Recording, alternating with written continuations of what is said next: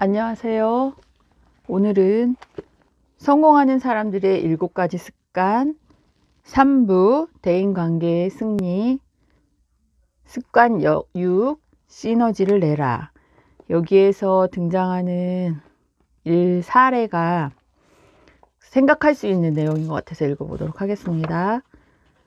휴가철이 되어 남편은 가족들을 데리고 호수가 많은 지방에 가서 캠핑과 낚시를 즐기고 싶어 한다.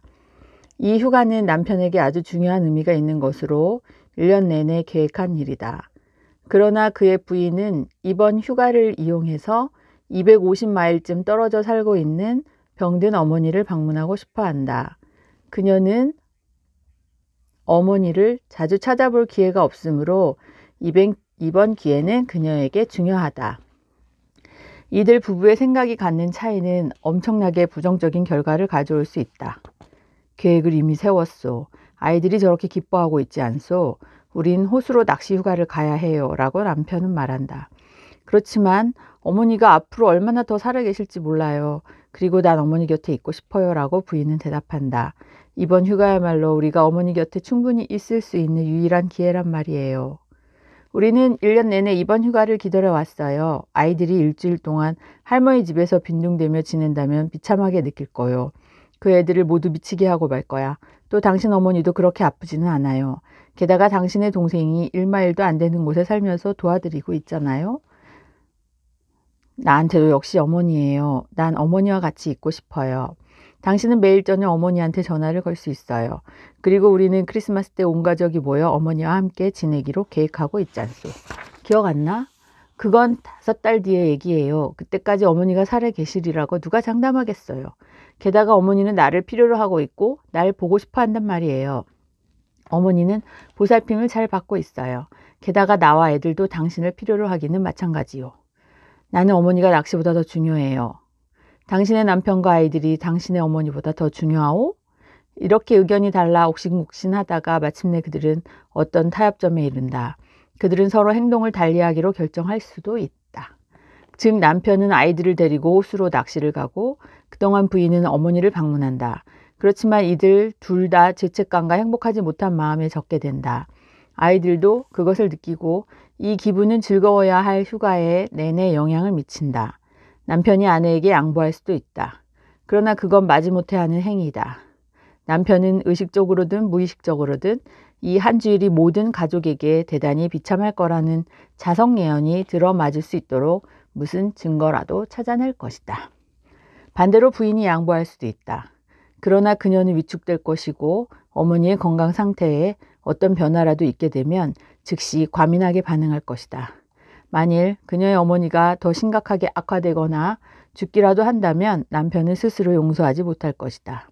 이 부부가 마침내 동의하게 된 절충안이 무엇이든 그것은 그 후 오랫동안 무감각, 무관심 또는 잘못된 우선순위 결정의 증거로 계속해서 들먹여질 것이다. 이것은 다툼의 원인이 될 수도 있고 이들 가족을 갈라놓은 불화의 씨가 될 수도 있다. 사실 한때는 그렇게 아름답고 부드럽고 자발적이며 사랑으로 맺어졌던 많은 결혼 생활이 이와 같이 작은 일련의 사건들 때문에 적대적인 수준으로까지 악화된다. 남편과 아내가 서로 상황을 다르게 보기 때문에 그 차이가 이들을 반대편에 서게 하고 갈라놓고 이들 사이에 쓸기를 박는다. 하지만 이런 상황이 부부를 오히려 훨씬 더 친밀한 관계로 만들 수도 있다. 만일 이들 부부가 효과적으로 상호 의존하는 습관을 가졌다면 완전히 다른 패러다임으로 사고하며 서로의 차이점에 접근할 수 있을 것이다. 이들의 커뮤니케이션은 높은 수준에서 이루어질 것이다. 이 경우 이들은 감정은행 계좌에 잔고가 많기 때문에 결혼 생활에서 서로 신뢰하며 마음을 열고 대화할 수 있다. 이들은 승승의 사고방식을 가지고 있기 때문에 제3의 대안이 있음을 믿는다. 이 대안은 서로에게 이익이 될 뿐만 아니라 각자가 애초에 생각했던 방안보다 더 나은 것이라고 생각한다. 또 서로 공감적으로 경청하고 먼저 상대방을 이해하려고 노력하기 때문에 의사결정을 할 때 서로가 고려해야 할 가치 있는 것과 관심 사항에 대한 전체적인 윤곽을 내면에 갖게 된다. 많은 잔고의 감정은행 계좌, 승승의 사고, 먼저 상대방을 이해하려고 애쓰는 것 등의 요소들이 결합하면 시너지를 얻을 수 있는 이상적인 환경이 만들어진다. 불교에서는 이것을 중도라고 부른다. 여기에서 중이 갖는 의미는 타협이 아니다. 이것은 삼각형의 정점과 같은 더 높은 것을 의미한다. 이처럼 중도 혹은 보다 더 높은 차원의 방안을 찾음으로써 여기서 예로 든 남편과 부인은 둘 사이의 사랑과 그들의 관계가 서로가 만드는 시너지의 일부분이라는 사실을 깨닫는다.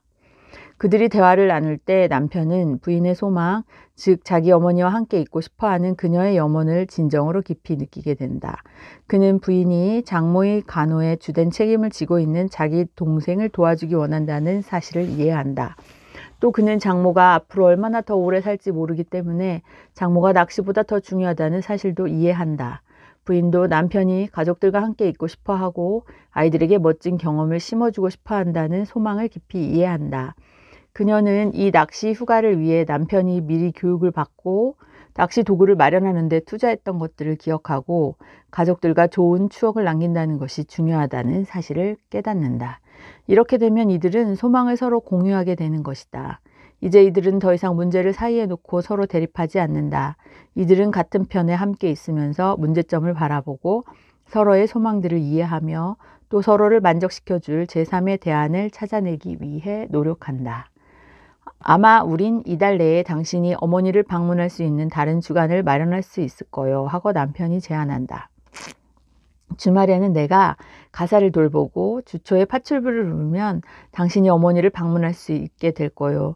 난 장모님을 돌보는 것이 중요하다는 것을 알아요.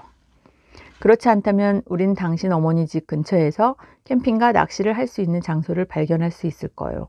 장소가 아마 그만큼 좋지는 않겠지만 그래도 야외고 다른 활동도 할 수 있을 거예요. 아이들도 방구석에서 장난치며 소일할 필요 없을 테고 거기 있는 친척들과 같이 놀 수 있기 때문에 또 다른 즐거움이 있을 거예요. 마침내 시너지 작용을 시작한 것이다. 둘 다 만족스럽다고 여겨지는 해결책을 찾아낼 때까지 서로 대화를 주고받는다. 이렇게 만들어낸 해결책은 그들 원래 제안했던 방법보다 훨씬 더 낫다. 그리고 이것은 단순한 절충 이상의 것이다. 이것은 생산과 생산 능력을 구축하는 시너지적 해결책이다. 시너지는 거래가 아니라 하나의 변혁이다. 이들은 둘 다 정말로 원하는 것을 얻게 되고 그 과정에서 부부관계도 더욱 가깝게 된다. 우리 여행을 원래 가는 것보다 가기 전에 계획하는 게 더 재미있다라고 기억을 하잖아요. 그것처럼 이렇게 서로 각자의 다른 소망이 있는데 그 사람이 진정 원하는 게 뭔지를 대화를 통해서 알아내는 과정. 그것 또한 인간관계의 낚시인 것 같아요. 그러면서 이제 그 사람을 더 깊이 있게 이해하고 그 사람이 진정 원하는 게 뭔지를 생각하는 면서 지금 그 상황의 문제만 해결하는 것 이외에 그 앞으로도 계속적으로 선택의 연속이잖아요, 인생은.